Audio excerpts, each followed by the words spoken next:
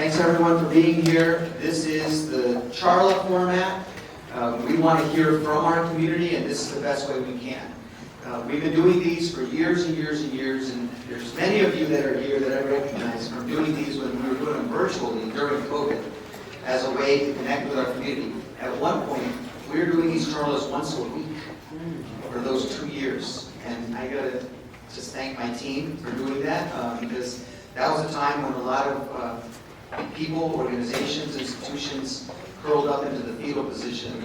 We were just throwing blows any way we could, and we were able to do that. And the issue of identity is so important in our community.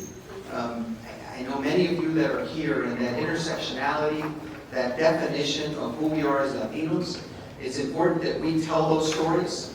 Obviously, like we have some amazing writers and filmmakers here, but we have to tell that story in every one of our lives, and being able to do that through the Charlas is critical, critical, critical. We need to broaden our definition of who we are as a community. We have to make sure that we address so many of the issues that we are fighting against in terms of being marginalized, because we have an issue with racism, homophobia, sexism, Islamophobia, anti-Semitism. Anything that we're dealing with as a community, we have to deal with within our community, and that activism needs to start at our kitchen tables.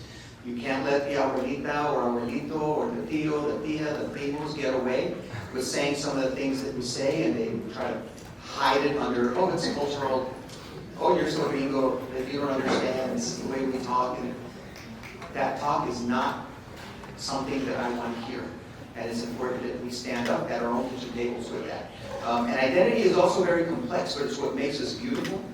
I have kids that are Latino-Filipino, so they don't speak Spanish, really. And I would hate for someone to make them feel like they don't belong in our community because they don't speak Spanish. We have to deal with enough of imposter syndrome outside of our community than having to deal with it in our community. I refuse to have imposter syndrome in my own community.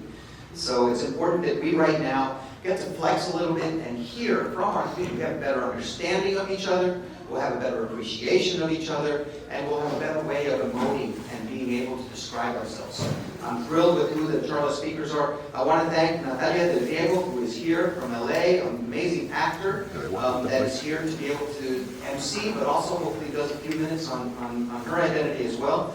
I want to thank CHCI, our friends from CHCI that are co-hosting this with us. Marco Davis is always ready whenever we call him and ask him for any sort of help.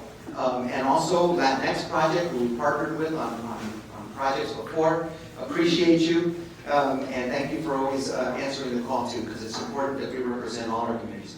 I'm going to give a couple little shout outs to some folks that I just really appreciate being here. And it starts with BMW, Janady and the team. Thank you very much for hosting us, sponsoring us, and also understanding the value of hearing from our community.